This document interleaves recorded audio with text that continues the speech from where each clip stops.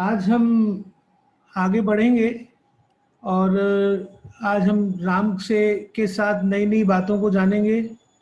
और उसके पहले हम एक छोटा सा मेडिटेशन करेंगे ताकि हम जो भी टीचिंग्स हैं उनको फोकस होके अंदर अपने उतार सकें, आत्मसात कर सकें। Over to you Swati. Thank you for the meditation. सुप्रभात साथियों, I hope each one of you is rested well. So let us begin with the meditation by taking a few deep breaths, nice and long, slow and gentle.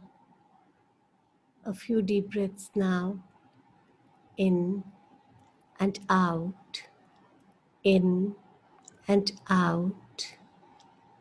I close my eyes if I wish. Taking another deep breath, in and out. I relax myself.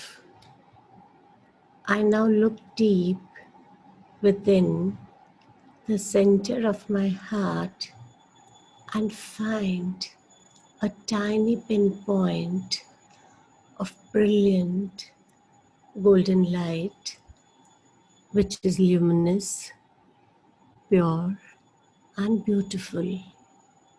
It is the very center of my love and healing energy. As I watch this little sparkle of light, it begins to pulsate, grow, and now fills my heart. I allow it to move through my body from the top of my head to the tip of my toes, right through the tips of my fingers. My inner self is now glowing with this beautiful luminous light. As this light pulsates within my inner being, I invoke the energies of the divine. This ray of divine energy helps me to alchemize, transform, and transcend evil in all its form. As the luminous light touches my head, it stills all thoughts and helps me to go deeper within my inner stillness. And in this inner silence, answers are heard. I relax my eyes, my jaws, and I feel peace settling in every core and pore of my body.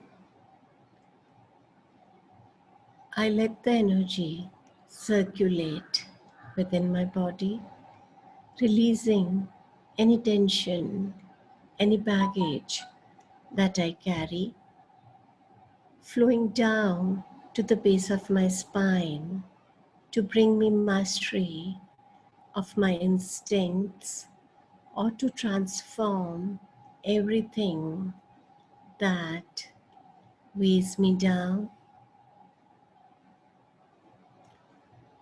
This light goes down my sacred zone, my legs, my knees, down to the tip of my toes.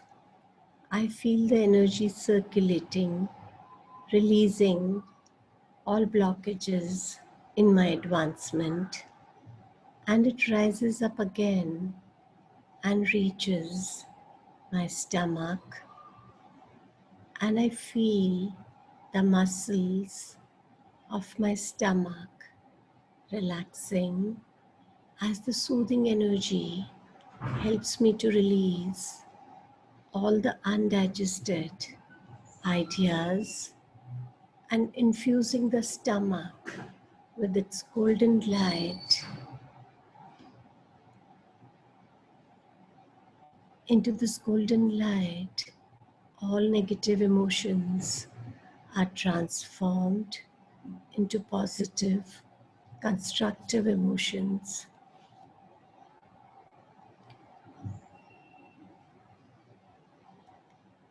I take a deep breath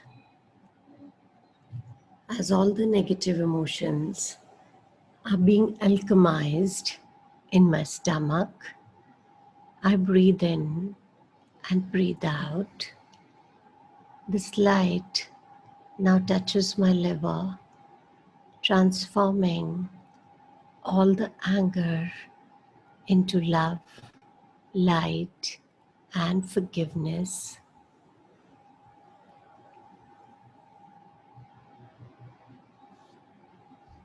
The golden ray of light now touches my heart, and all emotions are alchemized to pure, loving thoughts and feelings. I keep breathing while the alchemy inside my heart is taking place. This luminous ray rises to my shoulders and goes down my arms and elbows, down to the tip of my fingers, balancing my givings and receivings. I see the light circulating in my entire body. With every breath that I take, I am getting healthier and healthier. The light and vibration of the divine energy is clearing any and all blockages. All the negatives that the body has retained are now being cleared. All the negatives that is in the cellular memories and are causing blockages in the optimum functioning of the organs and tissues is being transformed now. The ray of divine light helps me to understand that everything that comes to me is because of my resonance to it. I come back to myself in every situation, and when negative, I transform my thoughts and perceptions about it.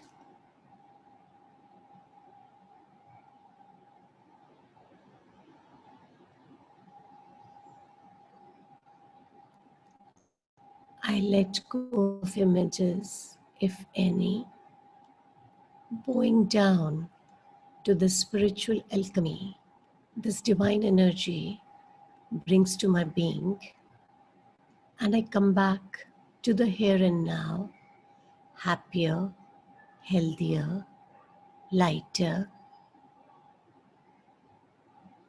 I rub my palms and put them on my eyes.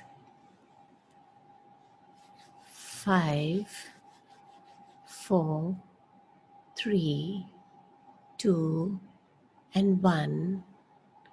Coming back to the here and now. Welcome back.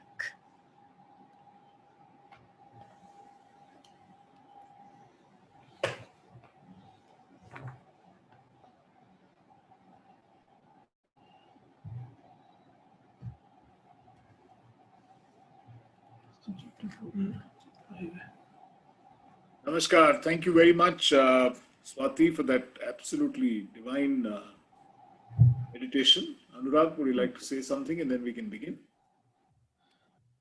First, welcome to everyone. And we start, Ram. Right. So yesterday, if you realize, we had a small technical glitch. So we changed the Zoom ID. Here is a request to all of you, those of your friends who you had forwarded the Zoom ID to. Please send it to them so that they can participate in the program. Let us begin by invoking the blessings of Krishna. Om Namo Bhagavate Vasudevaya.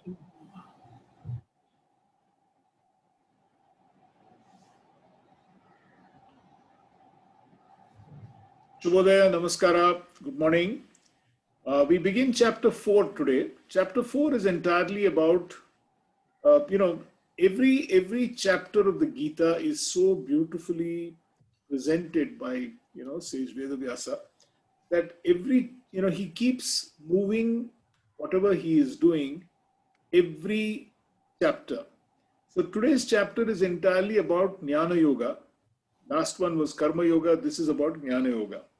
So let's look at a key issue. Let's do a quick recap of the 3 chapters that we've been through and what is in store for us today. There is a key conditioning issue. If you remember, we started off by saying that the entire Bhagavad Gita is really about our conditioning and about how are we going to figure out, what is the conditioning that we are going through and how are we going to actually figure out a way out of the conditioning issue, things that bind us down and work on our Svadharma. So he is addressing one more key conditioning issue in Arjuna's mind today.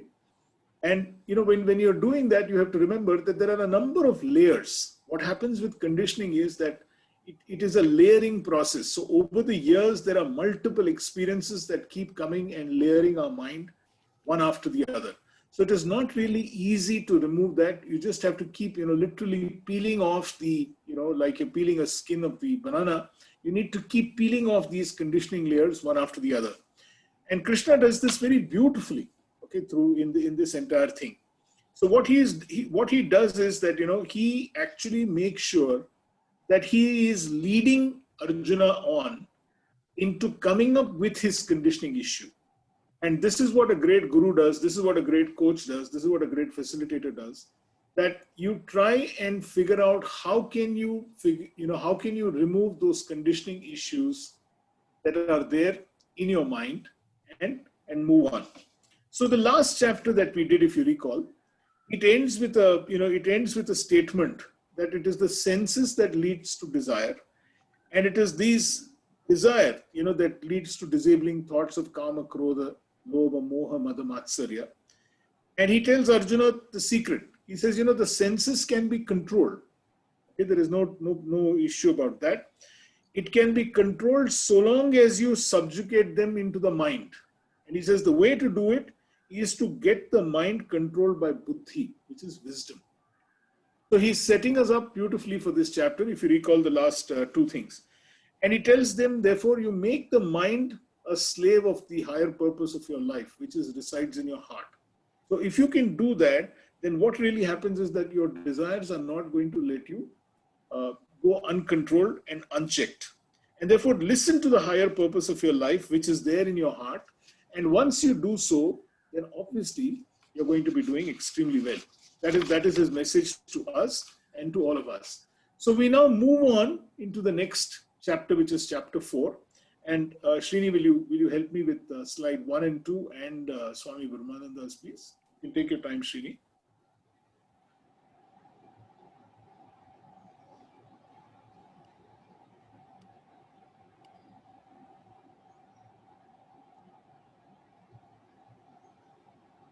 अथ चतुर्थोऽध्यायः भगवानुवाच इमं विवस्वते योगम् प्रोक्तवानहमव्ययम् विवस्वान्मनवे प्राह मनुरिक्ष्वाकवे ब्रवीत्. You also play me the second verse, Srini. Show us the second verse and let's go on to the next slide, please. Yes, and can you play this too?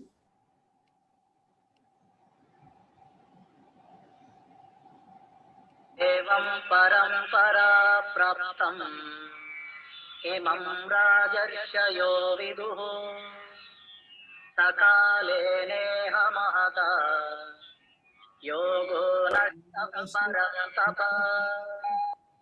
Now here, if you read both these stanzas 1 and 2 together, what he is telling Arjuna now is this, that he says, Arjuna, I taught this eternal wisdom.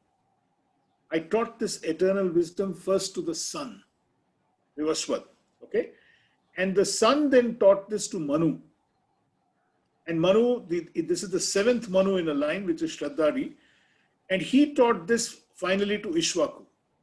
But then what has happened over a period of time is that this particular knowledge that I have taught to the sun god, and then it has been going on, has got lost in the points of time.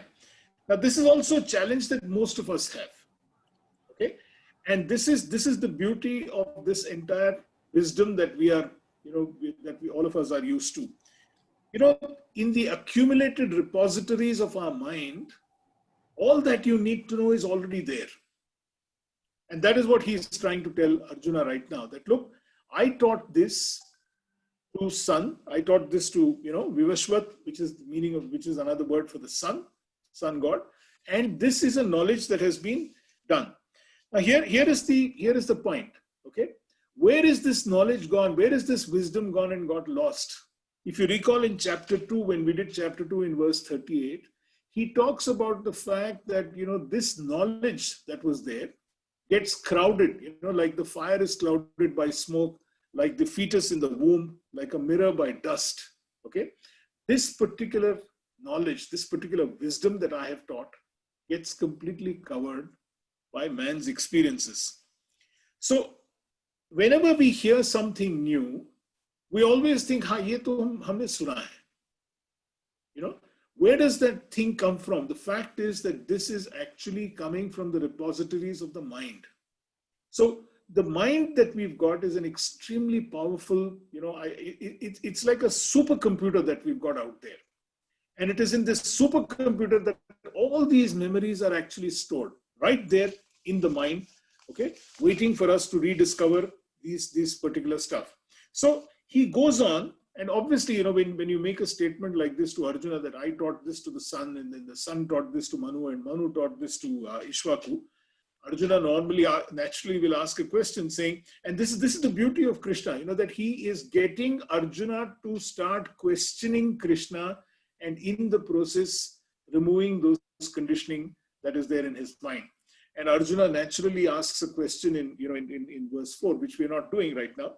But he asks him a question saying, just a minute, boss.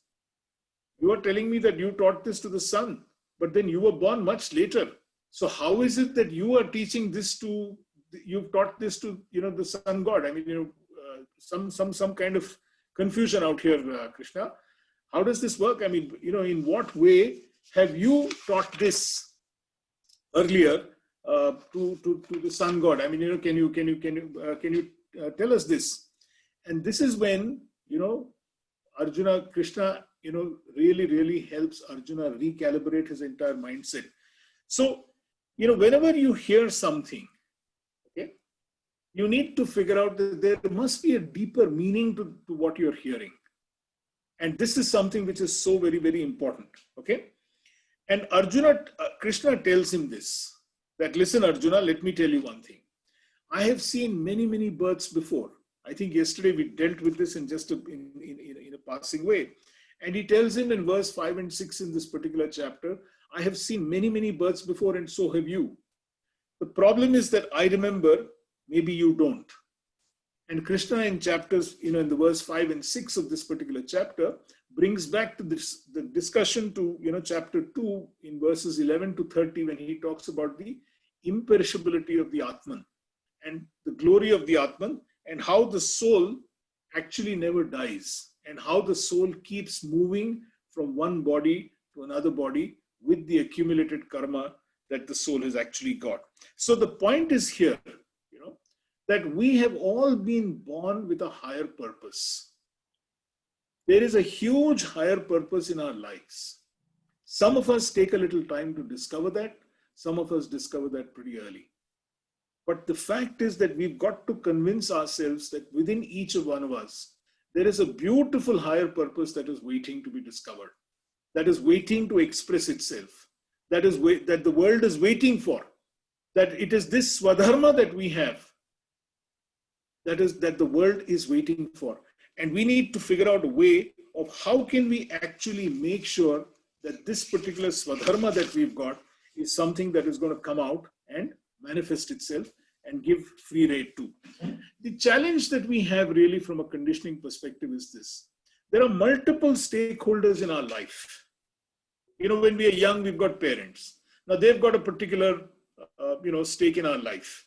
Our parents want us to be this, they want us to be that, they want us to, they want us to become, have a good job, they want us to get married, and they've got their own, stake in our life.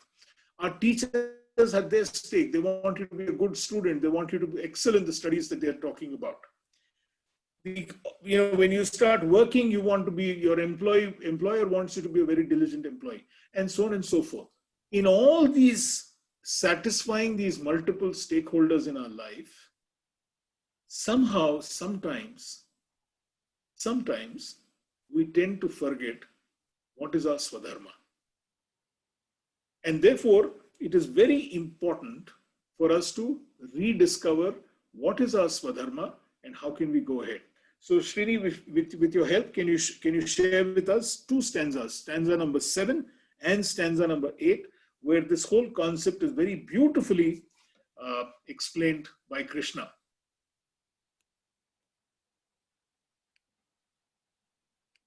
And this is something that all of you have heard so many times in life. And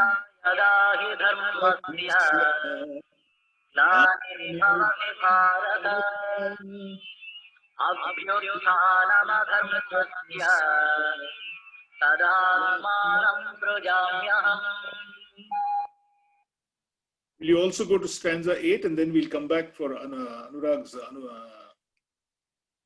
translation?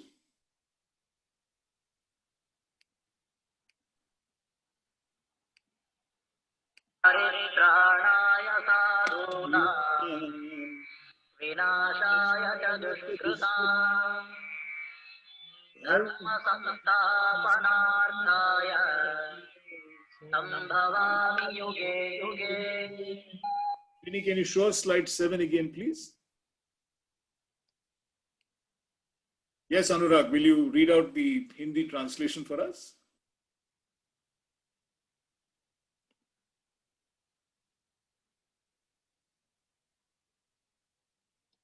Anurag?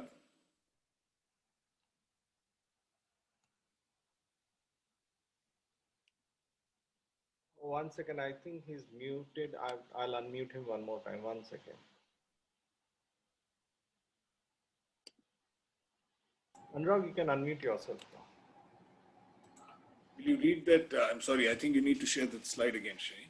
You can see it now? We can't. No. You can see the slide? We have the slide with you, Anurag. Would you just like to read out the translation? Yeah, there you are. Go ahead.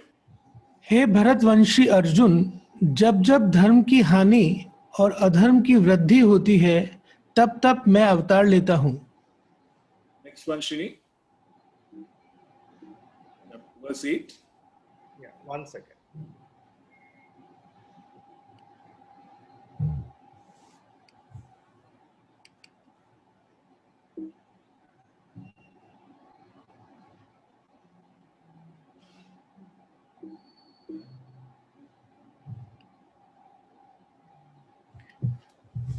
साधकों के संताप को हटाने, दुष्करों का नाश करने और धर्म को स्थापित करने के लिए मैं समय समय पर अवतरित होता रहता हूँ. Wonderful. Shini? Yeah. So here is there are two ways that you can look at this particular stanza. Okay, one way of looking at it, which is the conventional way, is that look, whenever there is a decline in dharma, then God will appear, and He will take an avatar, and He will try and share with us on what is going to be how He can re-establish dharma. But I have a slightly different way of looking at this. When you are working on your Svadharma, okay, and if you recall, Svadharma is, the definition is that, doing the action that you need to perform, which will create happiness for you, the ecosystem, for your family, for the whole world. That is the whole concept of Svadharma. So when you are actually working on your Svadharma in life, there are times, if you recall in the last chapter, we said that there are times when the 6 ways of getting derailed from that particular path. And the 6 ways are your Kama, Krodha, Lobha, Mada, Moha, Matsarya.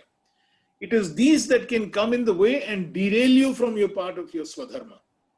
So my explanation of this particular 2 verses is this, that when that happens to us in our life, there is this inner calling that comes. There is this inner voice that is there within each one of us. And it is this inner voice that comes to the fore and says, my friend, what are you doing? And it is this inner voice. That is why he says, yada yada hi dharma. So whenever there is this dharma of yours, whenever there is this svadharma of yours that is being derailed, there is this inner voice that will happen. That inner voice that is there within each one of us, can we actually figure out a way of giving rein to that? Can we allow that inner voice to express itself? Is it possible for us to make sure that that inner voice that is there within us can be given free rein? Can we listen to that inner voice? Can we listen to that voice and come back, get the track back on, get the train back on the tracks? Forget about the fact that it's got derailed right now. Okay? There are so many things that will happen that will help you get derailed.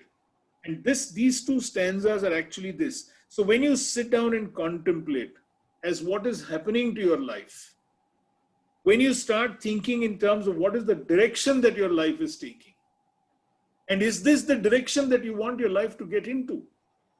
When you actually sit and think about that, that is the time when you can sit back and say, just a minute, let me get back. Listen to that inner voice that is there within you. And there is the beauty of this voice that is waiting for us, for yourself. This is the voice of reason, as it is called sometimes. Sometimes you need some external help in getting this voice going.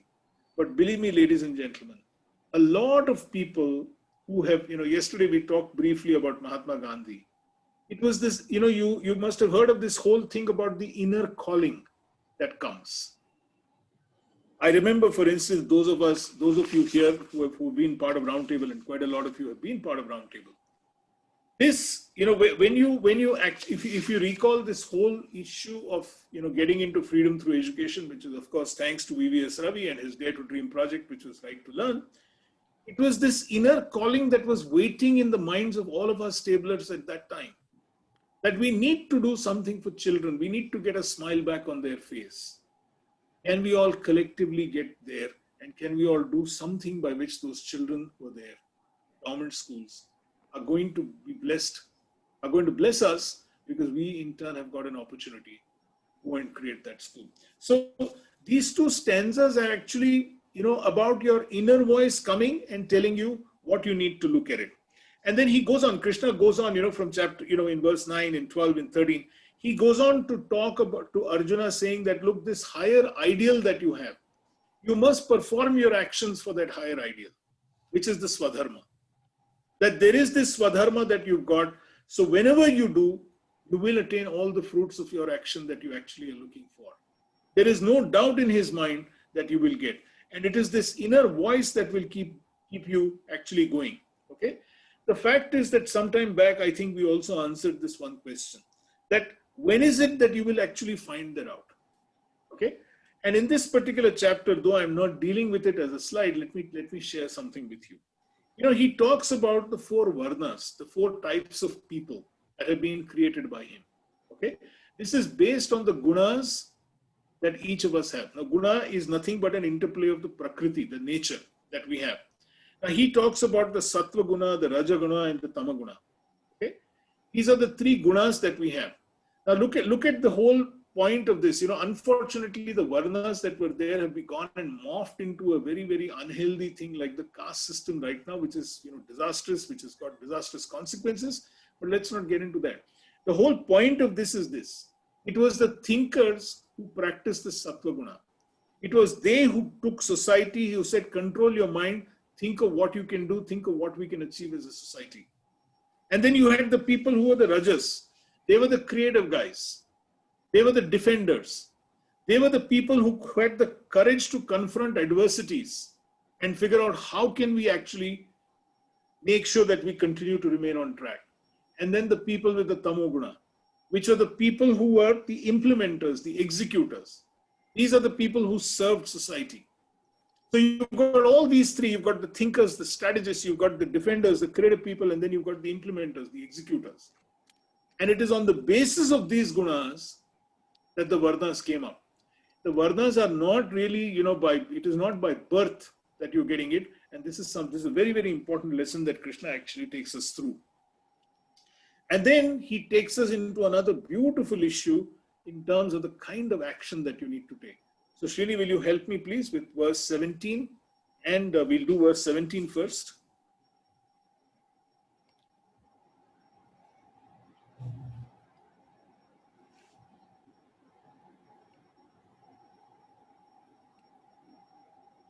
कर्मणो ह्यपि बोद्धव्यम् बोद्धव्यश्च विकर्मणः अकर्मणश्च बोद्धव्यम् गहना कर्मणो गतिः. You also take us through the next one, please. 18.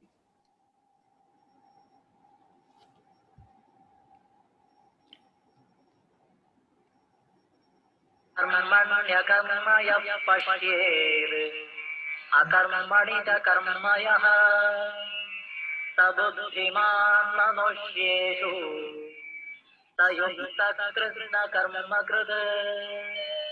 You go back to 17, Srini. Anurag, are you ready? हाँ जी. Please. कर्म, विपरीत कर्म और अकर्म को भी समझना चाहिए, क्योंकि कर्मों की गति बहुत गूढ़ है. Right. And then 18.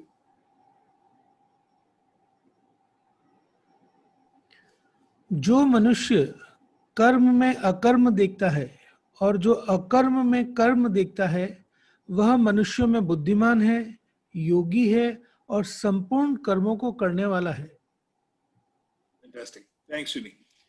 So here is one of the most significant aspects of the Bhagavad Gita. Okay, he's talking about three things. One, he talks about karma, vikarma, and akarma. Action, inaction, and action.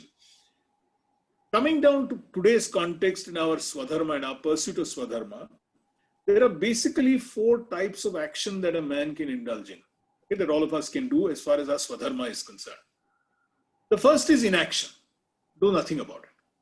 I know that I need to do this, but I'm not going to do anything about it. Okay, that is inaction. The second thing that we can do is reaction. When somebody prods you and says, hey, what are you doing? Why are you not doing what you're supposed to be doing? And you react to that. And the third is inefficient action. If the prodding is really strong and you say, okay, theek hai, let me try and do something about this, then you get into inefficient action. And finally, you get into significant action, by which you're actually working on that. And the highest, the 5th stage, is if you can take this significant action without attaching any expectations to the fruits or to the outcomes that you will definitely get from that action. Now look at the beauty of these 5 different aspects that Krishna actually explains to each one of us about the concept of Svadharma. That, when we get stuck in this phase of inaction, okay, the problem with inaction is this, that you're not going anywhere in life. You're going to remain where you are. Okay? The problem with reaction is again the same thing. You're doing something because somebody has put a gun on your head and said, please go and do it because I want you to do it. Inefficient action, when your heart is just not in that particular action at all. You don't want to do it, but you're doing it, you're going through the motions of this. And significant action when you actually go and achieve it. I mean, just to cut back to our corporate lives. If you take yesterday, I think we briefly touched about it yesterday or day before yesterday. If you take what is the Svadharma of a salesperson, the Svadharma of the sales guy, once he's accepted that particular job and he's accepted your offer to work for you, then that guy's Svadharma is to ensure that the cash registers are tingy. That is his Svadharma. The significant action that you want from him is to make sure that the cash register is stinging right now. That the checks are in the bank and there is money in the bank. That is his job. But then you see the kind of excuses people make not to actually do that. And that is a very, very important point that Krishna makes in verse number 17 about this whole business of inaction, reaction, inefficient action, significant action, and finally the highest, which is significant action without any expectations, the fruits of the action that you're actually going to be performing. Now, verse 18 is a very interesting verse. Okay, it talks about how when you're doing significant action, is it possible for you? How do you move to the highest level? I said significant action without any expectations of the fruits of the action. Is it actually possible to do that? How do you get to that particular stage? Is what he explains in verse 18. And verse 18 is a very interesting verse. That is when he talks about inaction in action and action in inaction. Now, this is kind of esoteric. I mean, how can you have inaction in action? And how is it possible to have action in inaction? I mean, this is a little esoteric. It is, he says akarma in vikarma and vikarma in akarma. How can you actually do this entire issue of merging both of these? And there's a very beautiful example that is given to us that if you're sitting in a train and if you're whizzing past a set of trees, then what you think at one point of time is that the trees are moving very fast. But actually it is the other way around. The trees are stationary, it is your train that is moving fast. But you get the feeling that it is the trains that are whizzing by quickly one after the other, but you're actually stationary. And likewise, if you see in the sea, if there is a ship that is sailing in the high sea, now you're standing there and you think that the ship is just not sailing, it is completely stationary. But it is actually moving fast. It's moving at its own pace. Or if you see an aeroplane, for instance, up high in the sky, and you think it's the stationary plane, and it is just not moving. And this is the whole point. So can you actually do the significant action that you need to do in a way that you can be dispassionate about what you're doing and not get completely attached to the fruits of that action? And if you can do that, and that's what he's telling Krishna, he's telling Arjuna that, look, if you were to do this, then you're actually trying to figure out how you can move into a much, much higher plane. And he wants now Arjuna to move into that higher plane, saying that, look, I talked to you about karma. Now let us get into something which is wisdom.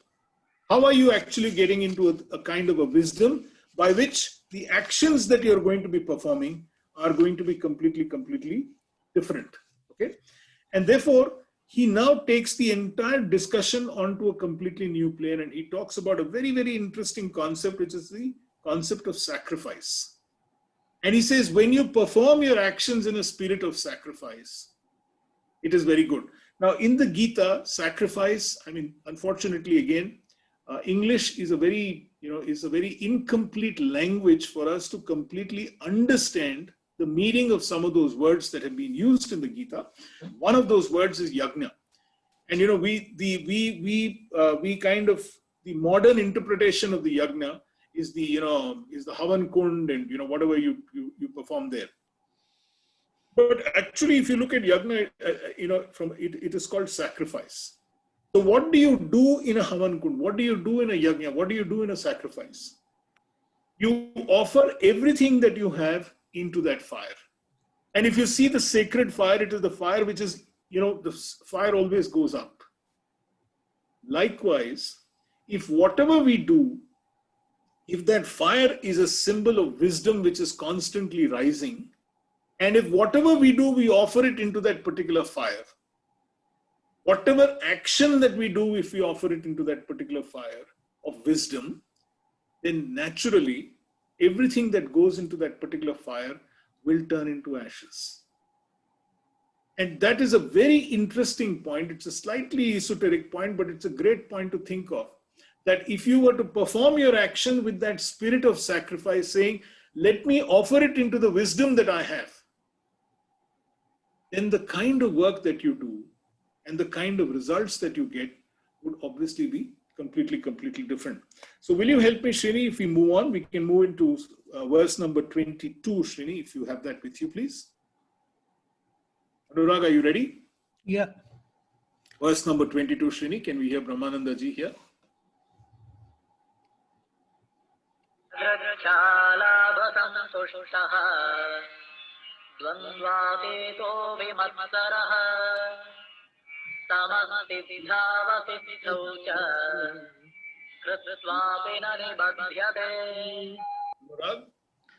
जो कर्मयोगी फल की इच्छा के बिना अपने आप जो कुछ मिल जाए उसमें संतुष्ट रहता है और जो ईर्ष्या से रहित, द्वंद्वों से अतीत तथा सिद्धि और असिद्धि में सम है, वह कर्म करते हुए भी उससे नहीं बनता. So, he is now taking this whole thing into a different level altogether. So what Krishna is doing now to Arjuna is that saying that, look, whenever you're doing, so, obviously the question is fine, but how do I do this in a spirit of sacrifice? So if you can sacrifice whatever you're doing to the wisdom that you do, the fire that rages within you, which is the fire of wisdom which is within each one of us, then the kind of work that you're going to be doing is completely different. Okay? And he says, here is an opportunity for you when you perform all the work that you do as a sacrifice to the wisdom that you have. And that is your Svadharma. That is how you can continue to keep being aligned in life. If you recall at the beginning, he says, don't get derailed from what you've got. And he comes back to this and he says, perform this in a way that this is something that you're doing as a sacrifice to the wisdom that you have.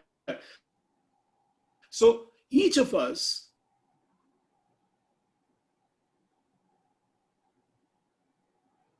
has so much of accumulated wisdom within us. What is right, what is wrong? How do we right say? Everything that you hear in life is known. There is nothing on earth that quite honestly is unknown to us. And if we can offer this from a spirit of sacrifice, then everything in life completely changes. So he tells him, go and figure out how are you going to sacrifice your knowledge from a spirit of wisdom. Okay? And in this particular chapter, I mean, one of the, this is a beautiful chapter. You guys should, you should read, read this in a more interesting way, because there is one particular verse that unfortunately we've not captured, but there is a particular verse in which he says in verse number 24, that whatever you do, remember it is the supreme divinity, it is Brahman, it is the Brahman within that you are actually offering this entire sacrifice to. And he goes on to describe that beautifully in one way. He says it is the supreme divinity that is making an offer. It is the Brahman within you which is making the offering. And who is it to offering it to? The Brahman is the offering. The Brahman within, the wisdom within is the offering. And when that is the offering, it is offered to whom? Again, the Brahman within, which is to wisdom. And in the fire of what? In the fire of wisdom. And finally, if you are going to be seeing the Brahman in all the actions that you do, if you have that wisdom that you're doing, it's a very beautiful stanza that is there, which you can look at saying, everything that you do it from that perspective. And you are really going to be getting a lot of interesting results from that. We move on to another very interesting stanza here, where how do you understand, how do you perform this entire sacrifice from that particular spirit? So with your help, Srini, we'll move on to verse number 34, please.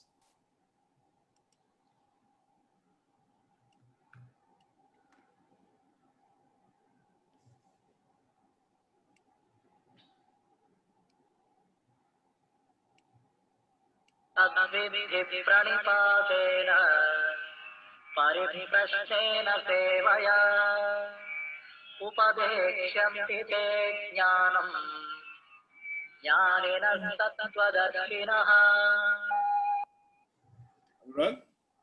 उस तत्व ज्ञान को तत्व तत्वदर्शी ज्ञानी महापुरुषों के पास जाकर समझ, उनको साष्टांग दंडवत प्रणाम करने से, उनकी सेवा करने से और सरलता पूर्वक प्रश्न करने से वे तत्वदर्शी ज्ञानी महापुरुष तुझे उस तत्व ज्ञान का उपदेश देंगे.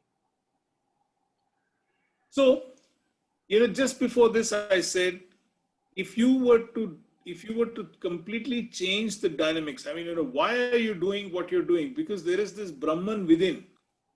And that is the object of the sacrifice. You're sacrificing everything. So how do you do this? You do this by offering your knowledge, the wisdom that you have. Everything that you do, you offer it as a sacrifice to that particular wisdom that is there within you, to that Brahman within you.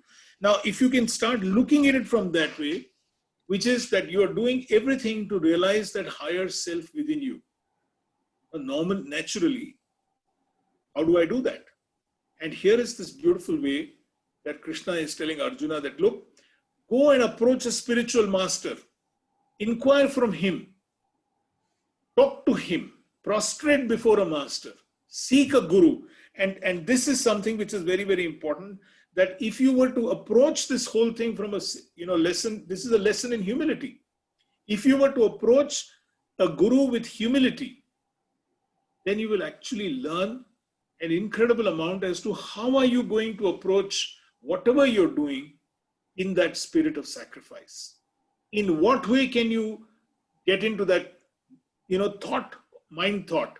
That's why every one of us at some point of time or the other will require a guru. Now, whether the guru is in the form of a book, whether the guru is in the form of a physical person, it doesn't really matter.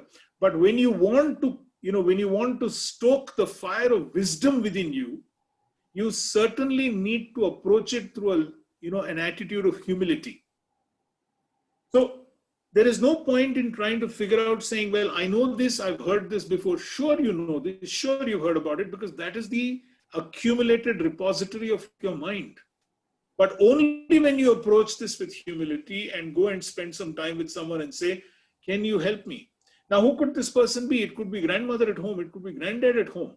It could be an elder brother at home. It could be an elder sister at home. It could be your wife. It could be your son. Anybody who can help you. Work on stoking your action, on aligning the action that you perform with the wisdom that is innate within you to help you achieve your Svadharma.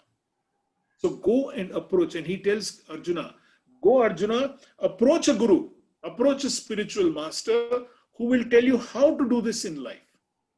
And herein lies a very, very important lesson for all of us. Asking for help is a sign of strength. Why? Because if you ask for help, and if you say, look, I need help, I need direction on this, I am a little confused, can you help me on this? There is absolutely nothing wrong. Because when you do so, you're actually helping you to express your own Svadharma. You're making sure that your Svadharma is being acted upon and that you are getting into a zone by which your own Svadharma can get actualized. So why hold back and not go and ask a guru, ask a spiritual master? And believe me, you can figure out for yourself, who would you want to go and talk to and figure out, how can I start now aligning all the actions that I'm performing with my Svadharma and in a spirit of sacrifice to the wisdom that is already there within me. Krishna then moves in from there into a whole discourse on how do you acquire wisdom. And he starts off by saying that, look, the ignorance of your own greatness, of your own strengths, leads to doubts about your ability to pursue your Svadharma. So why do we need to go to a guru? Because a guru or somebody who's learned is someone who can help you understand what is it that your strengths are. And it is that ignorance of that you tend to forget. So in the beginning, he talks about the four, states of wisdom at some point of time, and, taking it to our context, which is the current context that we are all living in. Where is the problem? There is a lot of information that we have. There is lots and lots and lots of information that we have about ourselves, about the greatness that lies within us. Believe me, if you can spend an hour with yourself quiet, you will find out a huge amount of information about yourself that you will be surprised. Now, if you were to take that information and if you were to collect it properly, then it becomes data. When you start applying that data, it gets into knowledge. And that knowledge, when it is used, it becomes wisdom. So here are those 4 stages. Information, abundance of information about yourself, about your mind, about what you know, about your strengths, about your capabilities, about your abilities, lots and lots of information. And likewise about your negatives, about what is not working, what is not good, again. But it is very important that that information is qualified till it becomes some kind of data. And only when you start processing that data will it become knowledge. And that knowledge, when applied, becomes wisdom. And this is Krishna's message to all of us, saying that use that particular, use that knowledge that is there. Go seek out a guru and he will put you into that entire area in terms of a spirit of sacrifice. So if you can, Srini, if you can help us with verse number 40, please.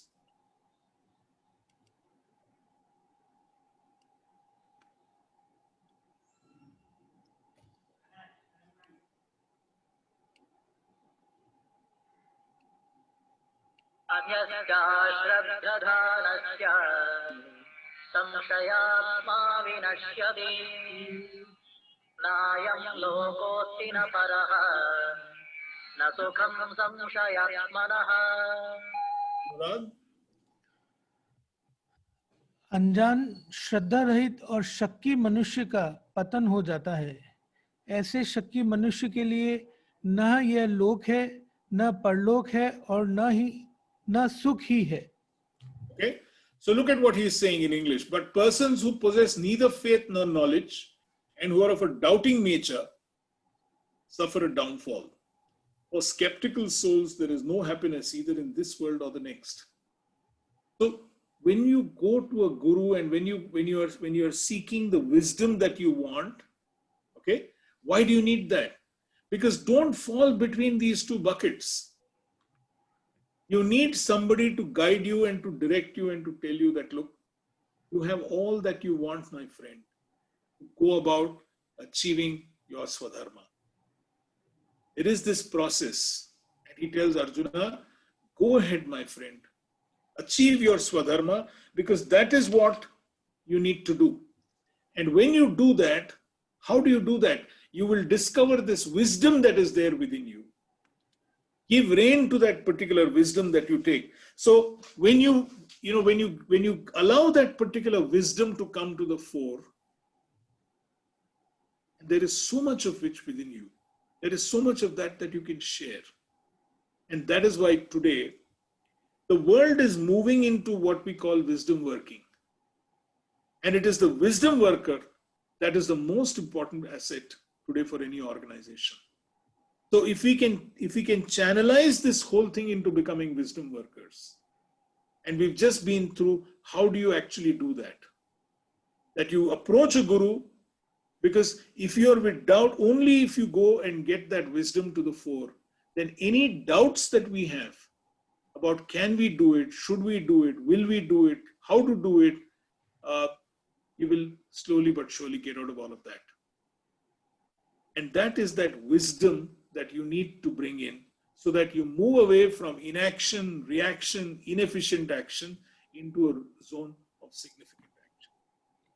And when you move into that zone of significant action, then your Svadharma becomes so simple, so easy. And this is the wisdom that we require.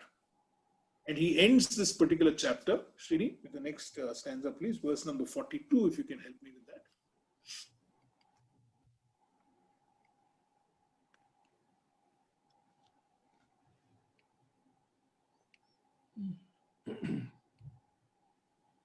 अस्मादज्ञानसम्भूतं कृतं ज्ञानादिनात्मनः चित्त्वैनं संशयं योगम् आतिष्ठोत्तिष्ठ Bharat. Ram? इसलिए हे भरतवंशी अर्जुन, हृदय में स्थित इस अज्ञान से उत्पन्न अपने संशय का ज्ञान रूप तलवार से काट कर के योग में स्थित हो जा और युद्ध के लिए खड़ा हो जा। Okay.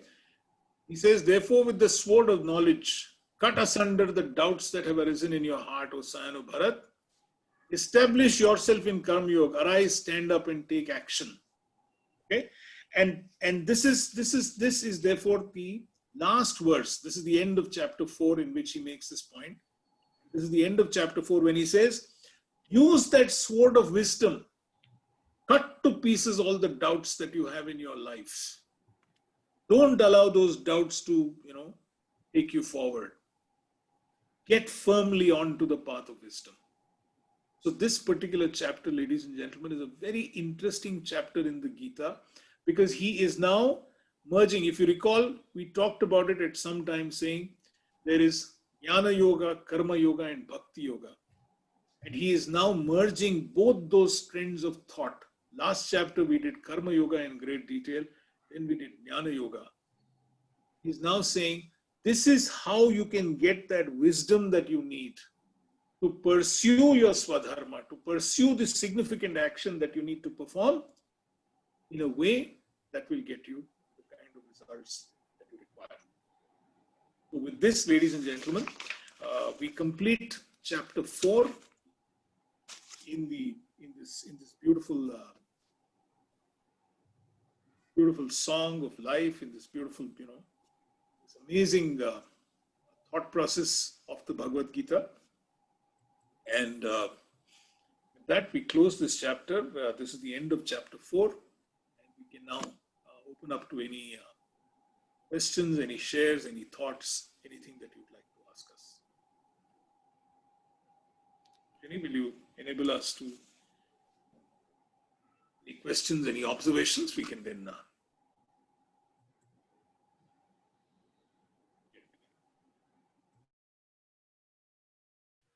Now everyone can unmute themselves while talking. Ram, I have a question. You're muted, Ram. You could unmute. Yeah, sorry. Yes, please. I understood the concept of action with no fruits attached, with no expectations, which is the ultimate. But I'm a bit very confused about the part about the action. Find the action in the inaction and the inaction in the action. So, any practical example or something you could help us with? Yes, absolutely, Rajiv. So, you run a very fine. I'll give you your own example, Rajiv. Okay, yeah. You run a beautiful bakery, right? I mean, fantastic facility that you have, and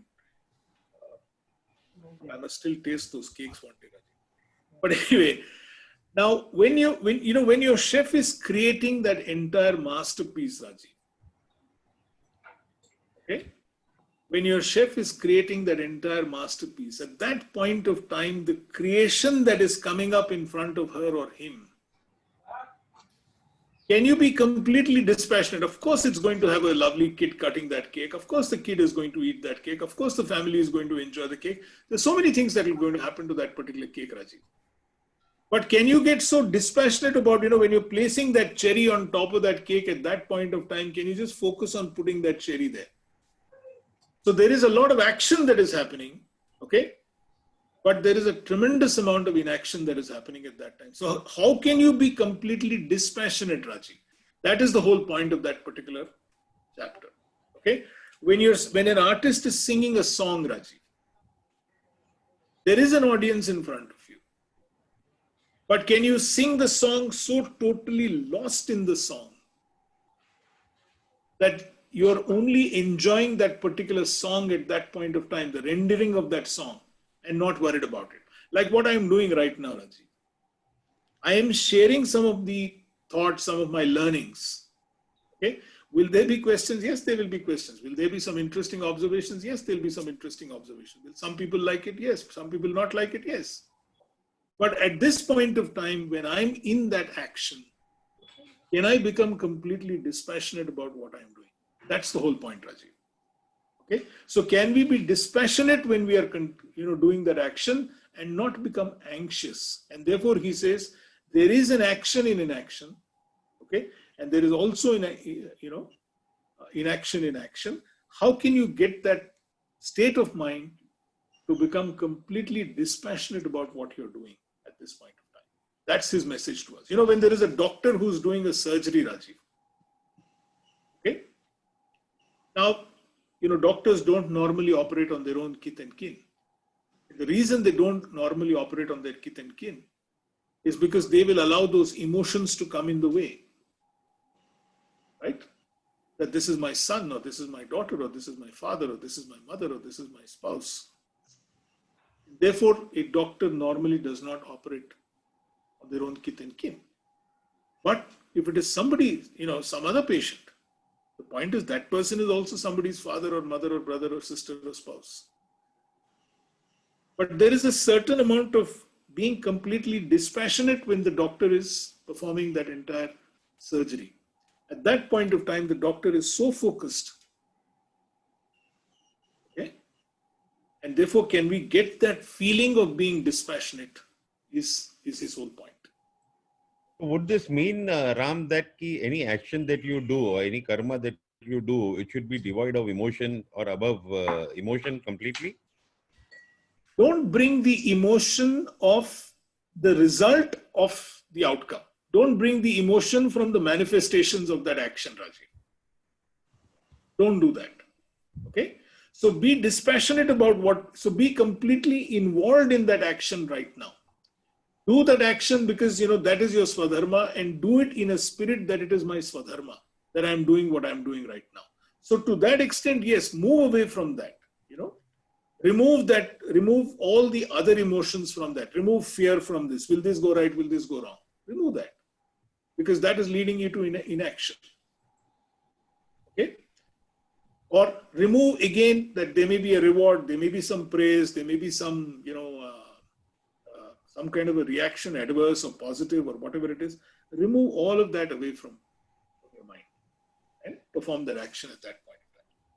Sorry, I'm just taking some more time. Please. But now, for example, now when I look at it from a working perspective point of view, so as a businessman, when you're sitting down and doing your business, normally they say that whenever you're doing business, you should not do, you should always do business with no emotions attached. But in the process of sitting down and doing business, your Svadharma here is that the company has to perform well, and I have to make sure that it's not in the red and it is always making money. So in the process, if I remove the emotional connect with whether it is with the employee or it is the people who are working or with the vendors who are working, and I look at it specifically from a business point of view and I run it, probably I will make money. But would that be actually classified as a Svadharma? Because at some point of time, I would be exploiting somebody. But then, how is that your Svadharma, Rajiv? Because if you're using a word like I'm exploiting someone, then obviously you're making somebody unhappy at that point of time, right? Then you're not falling in that area, no, Rajiv? See, the point is, profit is not a bad word, yeah. We need to make money. We need to make profits. Because each one of our businesses is, Rajiv, a way of expressing ourselves. There is a group that needs our product. There is a group of people that needs our service. So when you are providing that valuable product or service to people who need it, that is another way that you're expressing yourself. But when you're doing it, is it possible for you to adopt a way by which you can sustain that operation, Rajiv? Today, what are the two things that are most important in any business, Rajiv? One is scalability and the other is sustainability. If your business cannot be sustained, Rajiv, then it's not a business at all. No? And once it is sustainable, can you scale it up? But how will you scale it up if it is not sustainable? Are you there with me? So between scalability and sustainability, it is sustainability that is the most important part of the business. So if you are not going to be able to sustain your business, you're not going to go. How will you sustain your business? All those people, Rajiv, who are responsible to give you an input and the process that you put your, that input through, okay, and the output that you give. So who are the people who give you that input? Your vendors, your suppliers, your, whatever. And who are the people who process that, whatever comes in as an input? It is your employees. It is your machinery. It is your stuff that you have in your office. And what is the output that you give is a product or service that is being bought by your customers. All three, if they are not going to be sustainable, Rajiv, there's no business, no. You can cheat someone once, Rajiv. You can cheat someone twice. You can cheat someone 3 times. But you can't cheat people all the time, all the way, no. At some point of time, people will stop doing business with you unless they have to. I mean, there's no option. So then doesn't this become a bit contradictory to the part of, inaction in action? No. At one point of time, he's saying that, I should remove emotions out and, I should focus on my Svadharma that I'm doing. But in the point, Rajiv, Rajiv, the point there is very simple. What he is trying to tell us from today's perspective is this: that when you're doing that, when you're going to get into that significant action, don't allow your mind to get crowded with the results that are bound to happen. At this point of time, take a look at that and focus purely on the outcome that action is supposed to deliver right now. Okay? Don't do anything else on that right now. And therefore, adopt this entire attitude of being completely dispassionate. That is his point. But sometimes, Ram, that if I disassociate myself with the result, which is the ultimate objective that I need to gain, don't you think that, it would be less motivating for me to sit down and perform, if I do not keep the results in mind? Rajiv, the biggest motivation that someone can have is the motivation of the self. It is the self-motivation that is far more important. It's the creation that is coming up in front of you and the joy that you get from that particular creation, which is the biggest motivation in life, Rajiv. Okay? Now, that creation of yours will meet with a reception. There is no doubt about it. People will talk and say that, wow, that cake is a fantastic cake, yeah. Okay? Or in my case, that talk is a great talk. There will be a reaction, 100%. Okay? And there is a certain motivation of that too. But right now, focus your energy on making sure that the outcome of the action that you're doing, the significant action that you're doing right now, is of the highest order. It's something that gives you a tremendous amount of happiness. If you can continuously keep making this, and if in a day, Rajiv, what happens really is that, a day is a series of multiple transactions, Rajiv. Can every transaction be like this? It's a good thing to aspire for that. Okay? It's a good thing. But can every transaction actually be like this? I don't know. I don't think so. Okay? That's being realistic, right?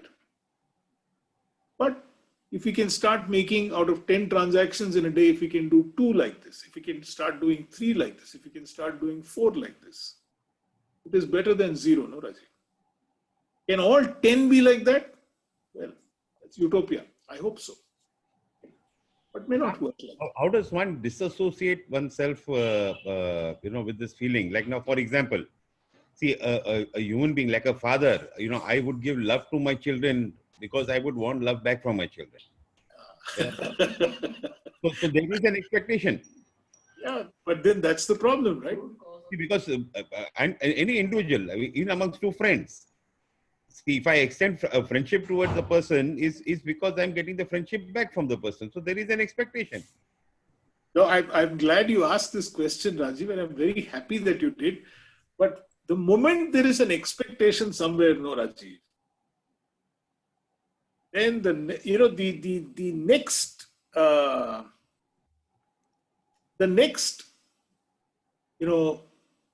thing is disappointment.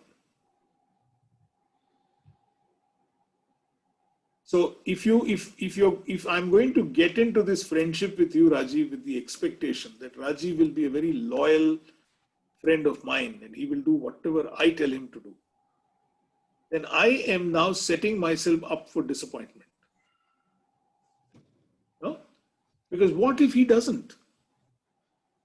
I can't control you, no, Rajiv. What if my son doesn't love me? I can't control him. Yeah.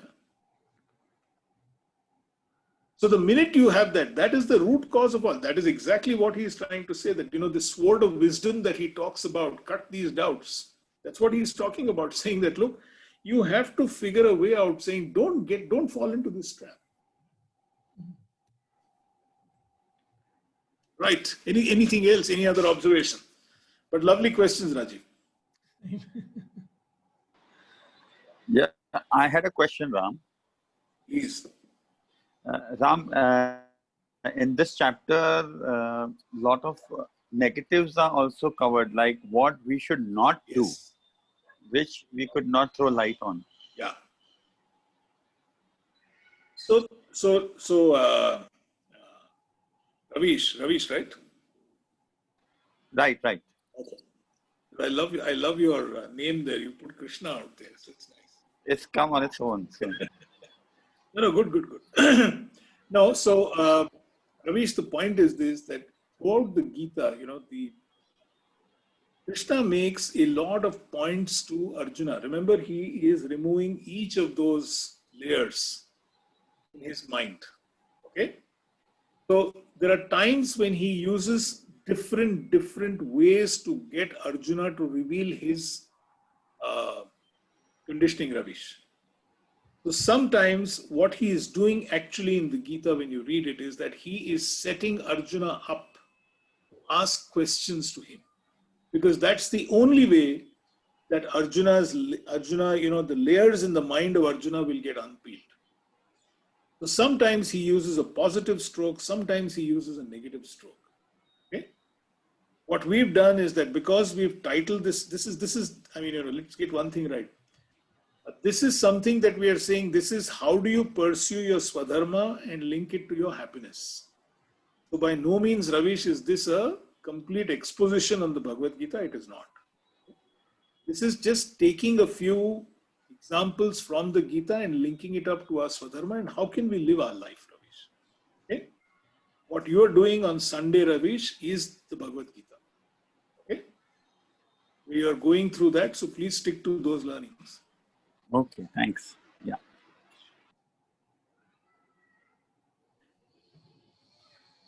Right. Any other observation? Any other thought? Anything else that people would like to share?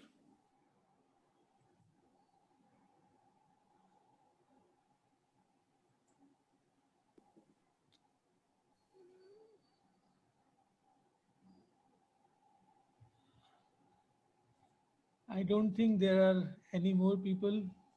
No more questions. Oh, my friend Vikrant, how are you silent today? I'm just. Where are you from, Vikrant? I stay in Dharwad. It's in Karnataka. Oh, nice. So I had a question. I thought probably I'll ask later. No, please go ahead. See, each of these questions is helping me clarify my own thoughts. So, I love those questions. Let me tell you, sometimes I don't have the answers, but please ask. See, I am a little confused about this passion. See, when you are doing a certain thing, you get quite passionate about it, right? Say maybe you are good in drawing, you are good in science or any subject. So you become very passionate about this and you kind of become that subject. If you are a singer, as you were saying, you become the song, right? So I believe that is passion, but here we are talking about that we should become dispassionate about the thing that we are doing. So can you explain this? So, be passionate about the action that you're performing, Vikrant. If you're a singer, what do you do? I'm sorry, let me just try and bring it into context of I have an engineering background, and we have a manufacturing company. Fantastic, fantastic. So you're into manufacturing. You produce. You're responsible for some particular product that you produce. When you're getting into that particular, see, one of the biggest challenges that we have is that why don't we pursue our Svadharma, whatever is our Svadharma?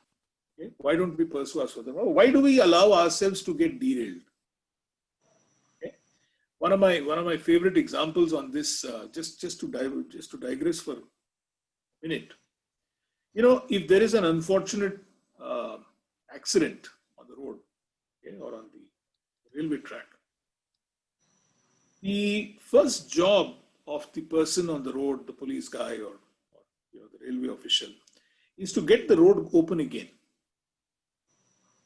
Is to get the track going again, because there are hundreds and thousands of people who have to pass on that particular road. Yes, there is this immediate need of taking care of those who've been injured, and unfortunately, if some people have died, then you've got to make sure that those arrangements are made. So there is that relief, there is that rescue and relief work that has to be performed. But more than that, it is to retrieve that particular situation again and to make sure that the track is on or the road is on. Okay, that is your job. So likewise, when you're into manufacturing some product, or when you're doing whatever it is, when you're on your path of your Svadharma, you will get derailed. There will be obstacles that will come in your way, and there'll be serious obstacles that will come in your way. Okay, and some of these obstacles are not just things that may happen. Some of these obstacles can be people that you love intensely, who will possibly, because of their own reason, not like what you're doing. Okay?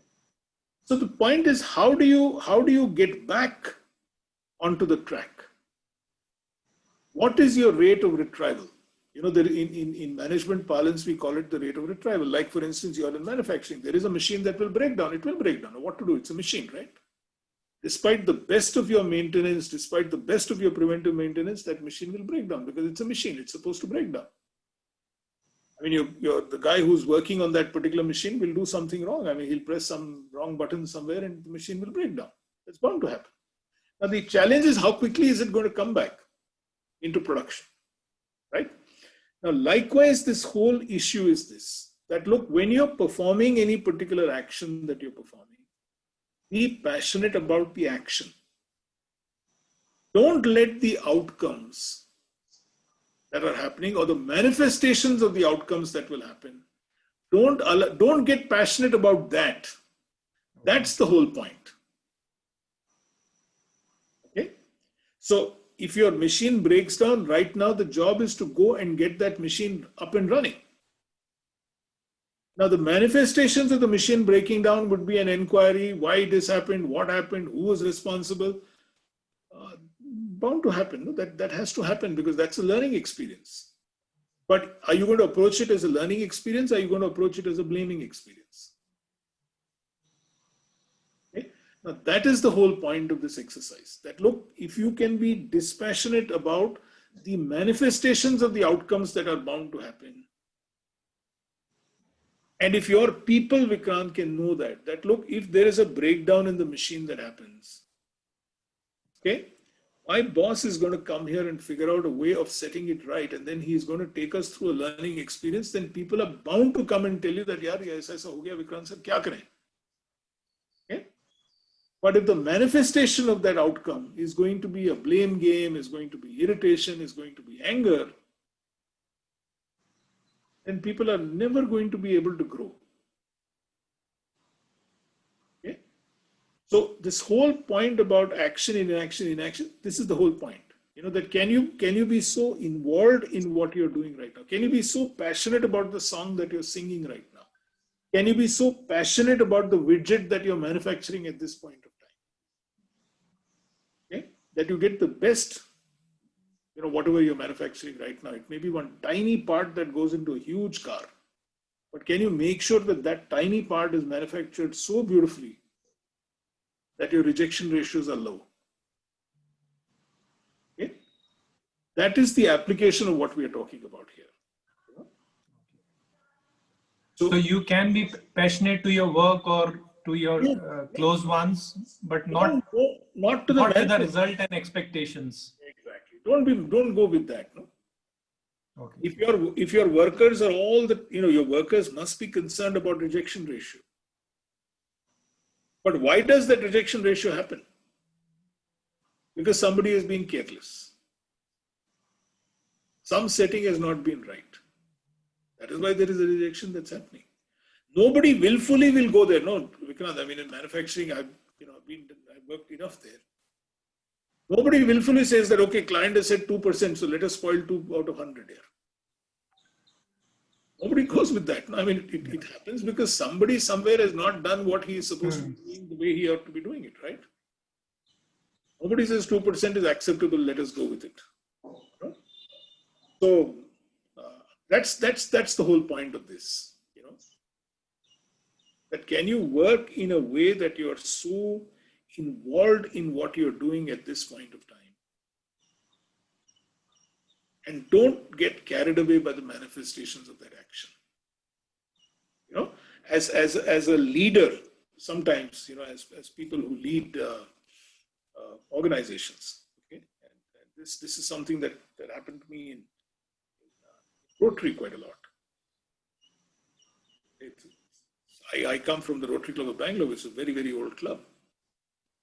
And the point is that before me, there were 80 people who were presidents. Each of them is a different guy here. I'm a different guy. Now, if I am going to completely tie myself up to the manifestations of the outcomes that will happen from my action, then I will never be able to lead that organization.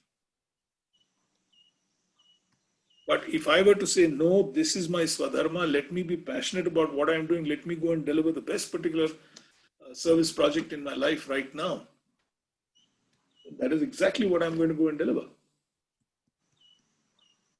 So will Ram, there be can I add something over here? Please. Yeah, it's like the Japanese, how they produce their stuff, their rejection is less, and they go to the microns, when they produce their stuff. That is why we can see the result that the cars or whatever they produce are giving the best mileage, or they are the best, kind of. Absolutely.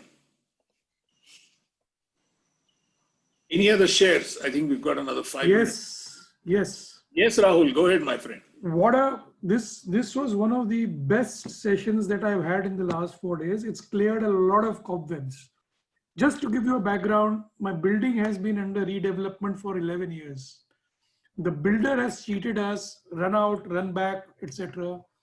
I have a fractured society. 10 months ago, I took over as chairman and started working towards getting the society going. And I got enmeshed in the various groupism that is there.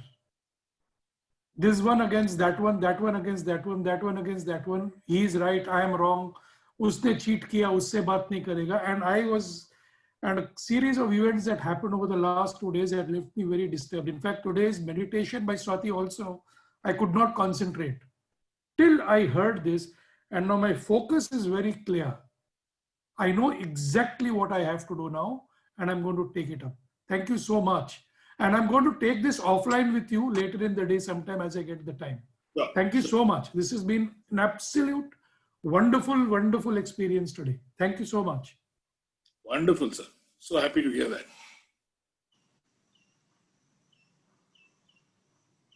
Ram, your explanation is excellent, and it's like listening to Krishna himself directly. Believe me, Anurag asked me, why do you want to start on the 25th? We were discussing some dates, and I said, Anurag, if you can, let's start on the 25th. Because 25th is the day when I lost my father, 2011, years ago. And he was the one who initiated me into this. He was my guru. That's why I keep telling people that, the best place to learn the Gita is at home. Start learning, discovering, whatever you want to do. So this is nothing but accumulated learnings, Vikrant. And quite honestly, Rajiv's questions have now left me pondering. I need to go back and start again looking at that action in inaction a little more deeply, which I'm going to do, and then I'm going to call him and talk to him a little later today or tomorrow, whatever. But the point is this, that, that every time you actually discover something, you discover a great point here. You discover that you actually don't know. Okay? And that's the humility that that he talks about. So every one of you who's questioning me today, who's asking, not questioning me, but asking clarifications or whatever, is in a way a guru as far as I'm concerned. So, and I keep saying that, if you don't ask, you won't know. But this is something I believe which should be taught at the very beginning of your childhood. I mean, see, because this is the foundation on which you can build your strong values, and I would say it's kind of your operating system, right, of your life. So why this is not taught? See, skills and engineering, medical, you can always learn. Those are just skills. But this is something which gives you direction in life, and how do you be on track? So why this is not taught formally? So, I think, somewhere, this is a debatable question. This is a debatable answer that I'm going to give you. But then, what really happened is that maybe in the last 200 or 300 years, everything became very dogmatic. Okay? And in the process of it becoming so dogmatic, if you actually well deep into Indic thought process, which is the Vedas, the Upanishads, and the Bhagavad Gita, these are the three, the cornerstones of thought. There were a lot of rites and rituals that were prescribed to us. Okay? And if you look at these rites and rituals, if we actually go into the meaning of some of these rites and rituals, they actually are prayers to nature. Fire, rain, water, earth, when you do poo, all of that. Somewhere these went and got dogmatic. I think somewhere, all of us, because of an absence of making it relevant to today's day and these, as Krishna mentioned himself, that, over the years, these went and got clouded somewhere. And the wisdom of it got enshrined into a set of practices. So if you don't do those practices, I'll give you a simple example. My daughter got married recently. And as part of one of the rituals, she married a gentleman of Irish descent, very sweet, who went through all the Arya Samaj rituals that we asked him to go through. Now, there is, as part of the rituals, there is this whole thing of going and seeing the North Star. Okay? So you go, now this is at 11:30 in the morning. Now, where is the North Star at 11:30 in the morning? Now, most of the times, when our marriages took place in the old days, it used to be in the night. So why do you show the North Star to someone? Because the North Star literally never moves. It's the constant. It is always there at the same place. That's why in the old days, when you used to go from point A to point B, in the night when you stopped your caravan, you aligned it to the North Star. So that the next day morning when you got up, you knew which way is east, which way is west, which way is south, which way is north. We had no compass those days. There is a meaning to that, no? But now, where is the North Star? There is no North Star at 11:30 in the morning, right? But then you're going through that whole motion of wanting to show you that North Star. But it is also a good opportunity for, the boy to put his arm around the girl and, to take her chin and show it that way and, show the North Star. So it's an interesting, but then that whole meaning, the wisdom of that has been forgotten. And we are left only with a ritual. I think that is what has happened to the Gita also. But there are some wonderful books. If you guys want, anybody can write to me. I'll share them with you. There are some wonderful books of Gita for the children, written in the form of a storybook with the wisdom captured. Okay? There's some very, very fine books. Right, sir, Anurag, sir. Yes, Ram, you can share in the WhatsApp group the details of Yeah. Bhagavad Gita books for children. Will do. And even for us also, जहाँ सरल simple language में गीता को explain किया गया है. So for the beginners, that would be a very nice. Yeah, there are lots of books, Anurag. I mean, And also, if you get answers for Rajiv ji's question. Yes, I will. I will research that tonight, and I'll try and see if we can do something about it. I just sum it up for you, or probably what I am looking at is relationships. If you don't expect that is one of the aspects which we need to learn and practice. Rajiv, you also saying कि friendship hai, so then what do? We expect. So I can understand in the relationships, but then when he goes to business and then says कि I will employ 100 people and I would not expect them to come to the shop floor and perform their duties, तो वो भी एक चीज समझने वाली है. So maybe if you have these kind of clarity. Let me correct you on that, Rajiv. Let me correct you on that. When you join as an employee somewhere, you're obviously given some KRAs. Okay? And when you accept those KRAs, that becomes your Svadharma. Okay? And you're supposed to deliver on that,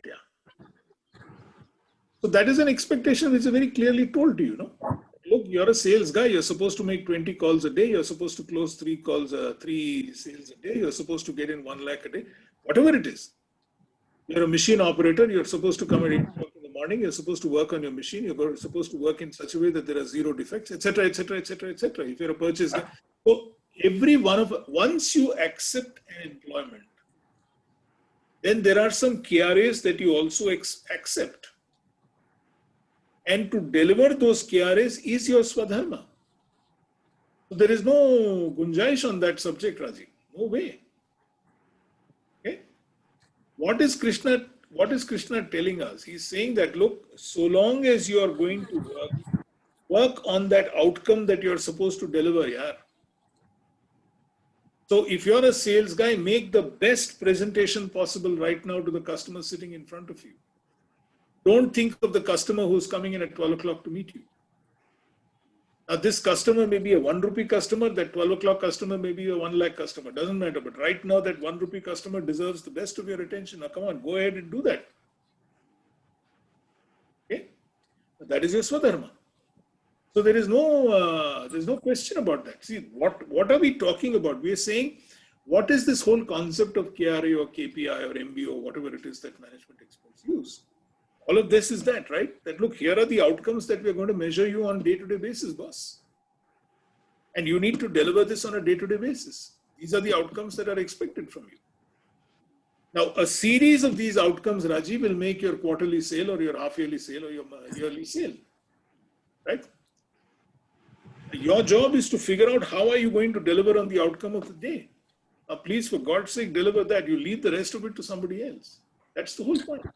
So if I'm working in my organization, all my people are very clearly defined, like in any other organization, have very clearly defined KRAs. And that's the only thing that I'm going to be asking them about. Right? I'll tell you one of the other problems that we have. Okay? You are supposed to, a sales guy is supposed to deliver X or Y or Z, okay, on a daily basis or whatever it is that you agreed to. He is doing everything but that. Right? He is like one Don Quixote, taking his sword of wisdom and fighting all battles that he is not supposed to fight. Now, who asked you to go and pay the electricity bill, yeah? Why are you doing that? Okay? So, this is a beautiful way of aligning the job that you're doing and the way you ought to be doing it. Okay? So yeah, there is no way that you can, you can work for someone and say, okay, I don't expect any result from you. No. There is an outcome that you are going to be measured against every day. Let's work on those outcomes. Okay? That's why I think to Pankaj, I mentioned that to him. This is a daily outcome that you need to track yourself against. Okay? The results of these series of outcomes will be at the end of a quarter. Let's not worry about the quarter here. Let's worry about what we're going to do tomorrow. Yeah, so imbibe, and also, I don't know how you motivate them to imbibe. Yeah, because see, again, as I was telling Vikrant, the manifestations of the outcome is entirely in your hands, the way you deal with that outcome. Whether that outcome is a positive outcome or a negative outcome, how are you going to be dealing with that? Okay? That will determine how much your people will go and work on those outcomes. You're going to allow yourself to get angry and upset and whatever, if there is a negative outcome, then you have a problem there. Okay? If you're overly positive and you're going to make them sit on your head, that's another problem out there. The way you do it is very, very good. Right, Anurag, with your permission, can we close today's program with a small prayer? Yes, please. Yeah. Okay. Om Namo Bhagavate Vasudevaya. Thank you for being with us. Thank you. Thank you, Ram. Thank you, Ram. Thank you so Thank you, much. everyone. Thank you, God bless everybody. us. See you Thank you, Ram. Thank you. Thank you, Ram. And please Thank do me a favor. Please do me a favor. Those of you, we've changed this particular thing today. Please do share it with your friends who you forwarded it. You may have missed it today for whatever. Don't share. Okay. Yeah? Thank you, Ram. All right. Thanks. Thank you so much. Please see you a little later. Bye-bye. Thank you, Ramji. Thank you, Anurag.